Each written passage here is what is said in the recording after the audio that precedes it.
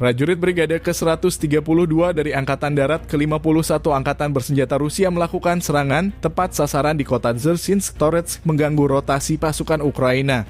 Dalam aksi tersebut, seorang tentara Ukraina baru saja turun dari lapis bajanya seketika langsung dihantam granat dan gugur.